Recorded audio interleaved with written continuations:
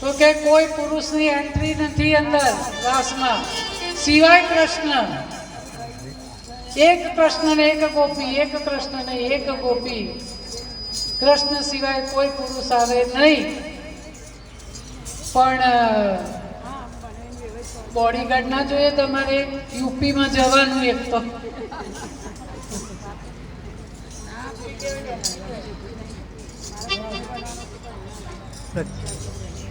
એકલાને ના જવાય, બોડીગાર્ડ જોઈએ. એટલે હું તમારી જોડે આવું.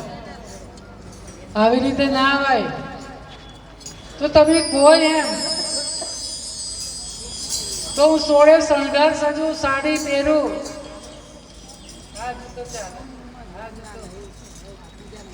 શિવજી આવે એટલે કહીશ. હજી એમને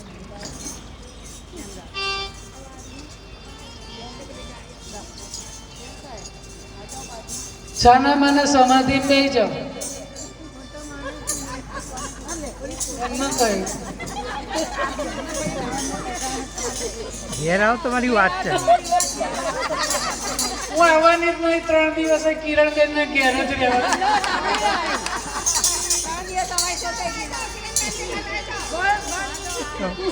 હું પહેરવું છે ચાપે.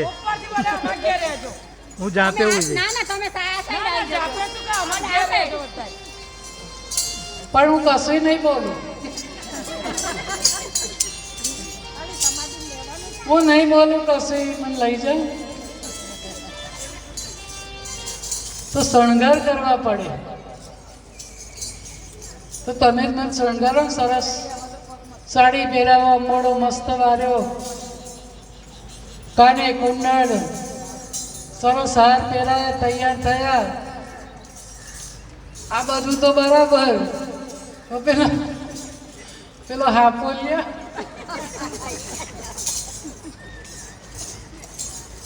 આ ગરમ હાપોલિયા બેઠો છે, એનું શું કરશો? તો કે એને તો હું ઘૂંઘટ ખેંચીશ ને એટલે હંતાઈ રહેશે, નહીં બોલે. પણ જો મોરલી વાગી નીકળ્યા તો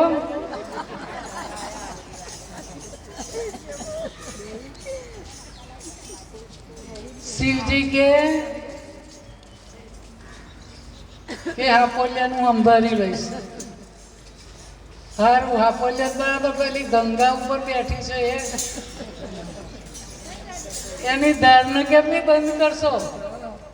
એ મારા હાથમાં ચાલ. હું કશું નહીં બોલું. આ બધો કહી દઈશ. કોઈ આગુ પાછું થવાનું નહીં. અને સરસ હું શણગાર કરીને તું કહીશ એમ કરીશ. પણ મને લઈ જાય એકવાર રાસમાં. ત્યારે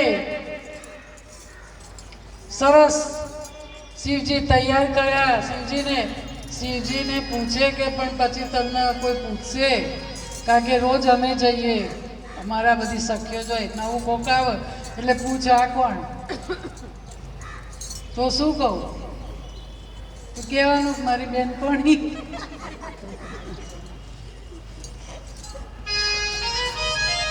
આ મારી બેનપણી છે. પણ બહેનોનું બહુ પંચાયત, તે એનું નામ શું એવું પૂછશે. તો કહેવાનું શિવાની. તૈયારી તો બધી રાખવી પડે. કારણ કે બધું છાનું છપનું કરવાનું હોય. ત્યાં જઈને શું થાય, કંઈક ભાડો ફૂટી જાય તો. બધું સરસ કમ્પ્લીટ કર્યું છે. શિવજી અને પાર્વતી મહારાસમાં જોડાવા માટે તૈયાર થાય. હવે અહીંયા આપણા બીજા શિવજી આવવા તૈયાર છે. થોડી જગ્યા કરી દેજો. આ શિવજી કોઈને ઝાલ્યા નહીં રહે.